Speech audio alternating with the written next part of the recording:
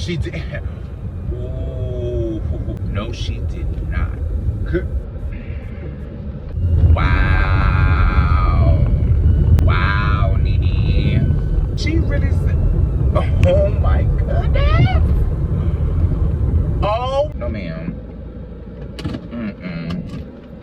Girl, plug my phone up. We gonna talk about this. Alleged victims?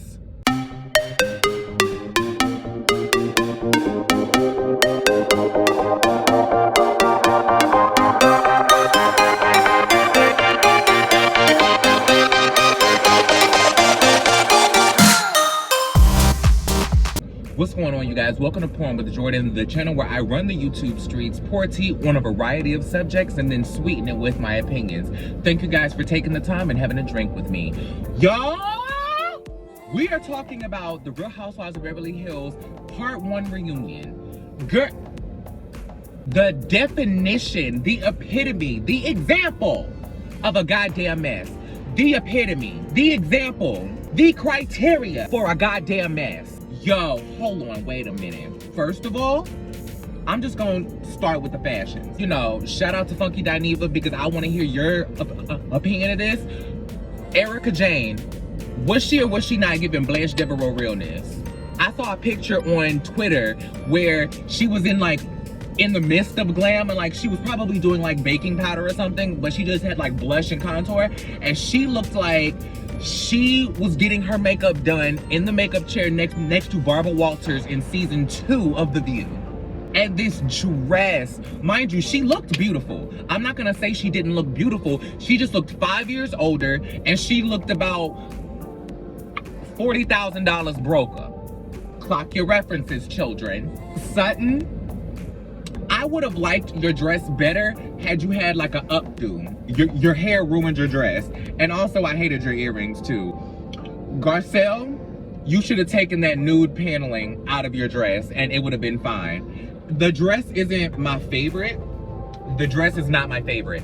But that nude paneling is what made it an issue for me. It reminds me of Nene Leakes in that Marquesa dress in season 10 when she had the nude paneling that wasn't her skin tone. That's always the thing for me. If black women are gonna wear nude illusion and wear that mesh paneling, please have it dyed to your skin tone. Now mind you, I don't know if they were borrowing the dress. I don't know if Garcelle was borrowing the dress or if she bought the dress. But if she bought that dress, she should have had that dyed, her exact skin tone.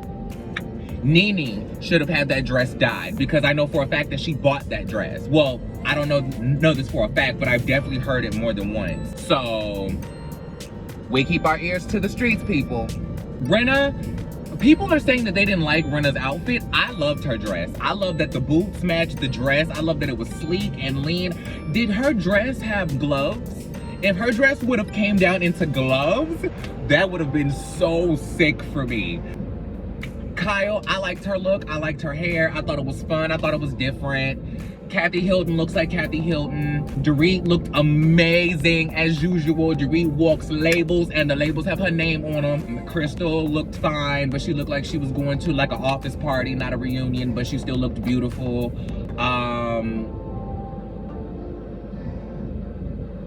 Did I miss anybody? Garcelle, the way that they chomped on her, the way that they jumped on her for being shady is a bunch of BS. Let me tell you why. Because every single one of them does that exact same thing. When Crystal said that Garcelle made a jab at her when she said that she didn't know her and she didn't say anything in the moment, Crystal did the exact same thing to Dorit in episode 1 or 2, but I believe that it was episode 1. So why is Crystal complaining? Girl, hush. And everybody else does the exact same thing. Why is it that when Garcelle asked Lisa Rinna to make a call to Denise, or when she said something about defending me, that there was one point in the season where Garcelle asked her to do something or asked her why she didn't do something. I think it was maybe when they were in Tahoe or Del Mar, when she was saying that you don't stand up for me, so I need you to stick up for me as my friend. And then in the confessional, Lisa Rinna was like, bitch, please, bitch, please. You did all of that in your confessional and you said nothing to her face. Why is everybody pointing at Garcelle?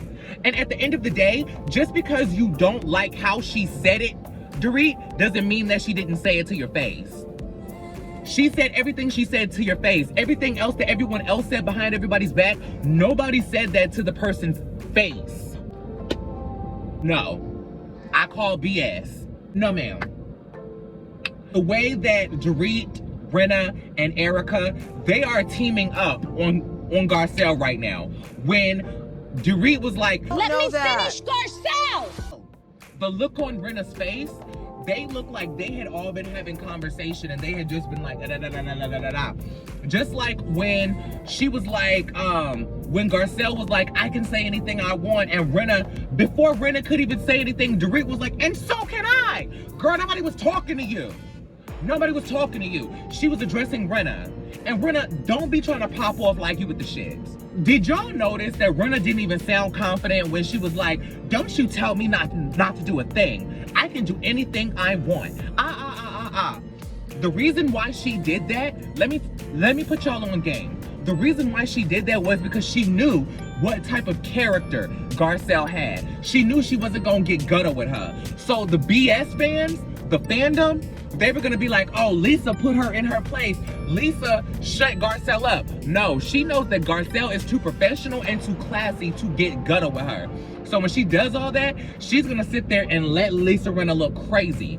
And she's gonna do all that and and she's gonna sit there and be like, girl, make a fool of yourself, girl. Make a fool of yourself.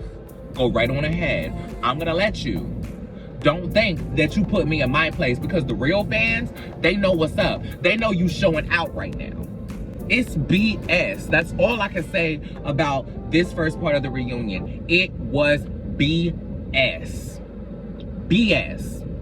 And then Rinna dragging Harry Hamlin into it, talking about what's going on with Garcelle. He said, what's going on with Garcelle? Like, that's a bunch of BS. How is it that Rinna had the nerve to say, I want you to be the Garcelle that I knew before, when Denise said the exact same thing to you last season? Rinna, Garcelle said the exact same thing to you this season. Like, what do you mean be the person that we knew before? Everybody knows that when you come onto the show, you clock in. I said the exact same thing about Kenya Moore in my RHOA video. She comes and she clocks in. I'm tired of these high school antics. It's overdone and you're doing it with the wrong person. However, playing devil's advocate, I will say, Garcelle, you should have brought that up a long time ago. Garcelle, you should have brought that up a long time ago. I think that was more important for you to bring up on the show than you bringing back up the charity thing at Kyle's party last year. I think that was more important for you to bring up than that, right? Why wouldn't you bring that up to Lisa, especially when y'all are supposed to be, you're supposed to be open to moving on, right? I don't know what you want from Lisa, because she has made an effort. I'm not gonna deny that. Do I understand that you don't trust her? Absolutely, because I wouldn't trust her ass either. But you have to accept when somebody is making an effort. You know what I'm saying? Could it be calculated? Yes, and I'm glad that Andy did acknowledge that and say, do you think that it's a play for the cameras, or do you think that it's genuine? I guess we'll see in between seasons.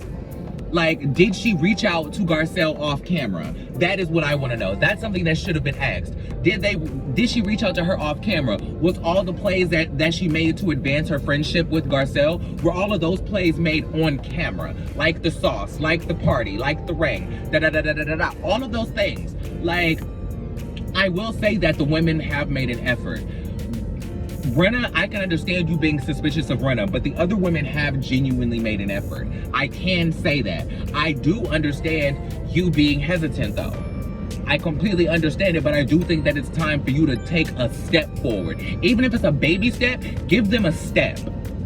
Because I do think that Fox Force 5, earlier today, I saw somebody tweet earlier today, the Fox News 5. I said, oh my God, Kristen, I saw you, girl. This is a mess. Kyle, listen, don't believe one damn bit that that was the first time that Kyle mentioned that Sutton almost burned down her goddamn house. And if anybody else believes that, I need you to drop down in the comments and convince me. Tell me what I'm missing. How did somebody almost burn down your house and you choose to mention it to them on the reunion? Are you serious? Like, why were they acting like this is just some penny ante thing? Like, it's no big deal. She almost burned your house down in Bel Air. How are you so casual about that? That just seemed really disturbing to me. I didn't understand that. I don't know what's going on with them or what they're talking about, but all of this seems really weird. All of them are acting really weird. I don't like it. Dorit, I'm gonna say this. Do I blame you for hollering at Garcelle? No, I don't. Because they do cut you off. They do cut you off. Now, are you long-winded? Absolutely. And this is somebody who is also long-winded telling you as such. You are long-winded, baby. And I understand. This is why I got into making YouTube videos, because I can just sit and be long-winded and rant and then edit it down into a time frame that makes sense. You're long-winded, but it does not excuse, justify, or give them the right to cut you off and treat your points like they're not valid. Because at the end of the day, you do make a lot of valid points. And you do say a lot of things that were poignant.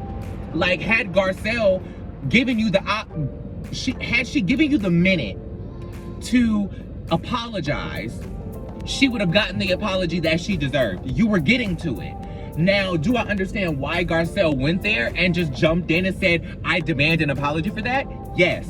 But I can also say, had you just given her a damn minute and let me finish, Garcelle, you would have gotten the apology right then and there. I'm sorry. Like, you would have gotten the apology 30 seconds later, if 30 seconds. She was literally saying, I used the wrong word, I apologize. Like, she was about to say apologize out of her lips.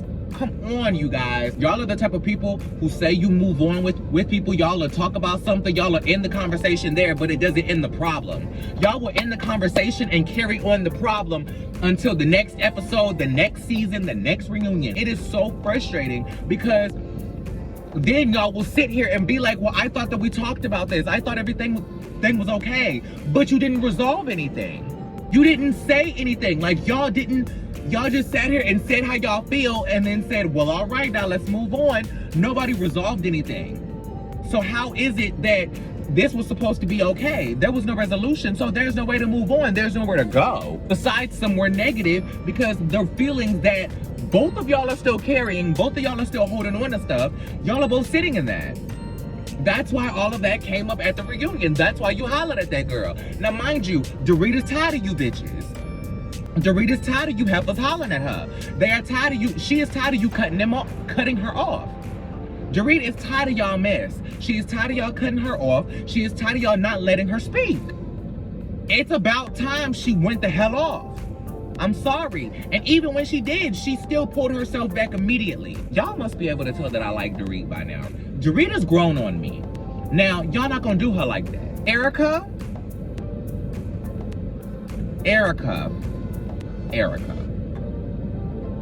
Listen. Why did you use the word alleged victims and use the words Tom's alleged misdoings? I need someone to explain this to me. There are actual convictions. There are actual settlements that need to be paid. What do you mean alleged victims? There are cases that need to be paid. Yeah, Rui Gomez, the one who you tried to get paid in front of, yeah, we saw the court documents, baby. There is no more going to court. Where's his money? Where's his money? That should come out of your pocket. How dare you? How dare you? You sit here and you sit on that couch that if you look on social media, it looks like I've been accused of a crime. But the way that you're speaking, you're acting like you're on trial. Does anybody else feel this, or am I just crazy? Because I don't get how you can sit here and cape for someone who has at least been convicted or proven to have mismanaged $2 million. We saw that on the show. So how dare you get all the way to this point and say alleged victims? I think you know good and damn well by now that these victims are not alleged. How dare you? This is what I mean when I said that at this point, it doesn't matter what Erica knew. Erica is liable regardless. So now we need to figure out what exactly she's liable for and how much. This is exactly what I was saying earlier. Not in this video, but I said this a couple weeks ago. I'm sure that it was on Hot Messy Topics or on Kempire's channel. But I said it almost doesn't even matter whether she knew anything or not, because she's gonna have to pay regardless. She's liable regardless. She's implicated, that's the famous word, regardless. So why does it even matter what she knew? At the end of the day, she just needs to make herself look as good as possible, because whether she knew anything or not, if she's gonna prove anything, she needs to be proving that she didn't know anything, not that the victims are alleged or that Tom didn't do anything. That's all she needs to be worried about, is that the people know that she didn't know anything and that she didn't have any part of this. Or if she did not know that she was taking part in this type of behavior. Like, I don't understand. How do you spend half of the season painting Girardi to be this controlling, evil, maniacal man, and then you spend the second half of the season caping and covering for him? You spend all these narratives the second half of the season after making him look like such a bastard when you left him. All of a sudden now he's helped so many people. Does anybody see what I'm saying here? Kathy, girl, I'm glad you brought your receipts. I hope whatever is on that paper you unfold next episode, I hope it brings all of the comedy that we need. Because if anybody has been online and seen that meme or that gif of Garcelle when they were like, nobody, and then watching the Real Housewives of Beverly Hills, and it's Garcelle going, thank you, Kathy Hilton. Like, thank you, Kathy Hilton. Kathy Hilton was truly the highlight of this season.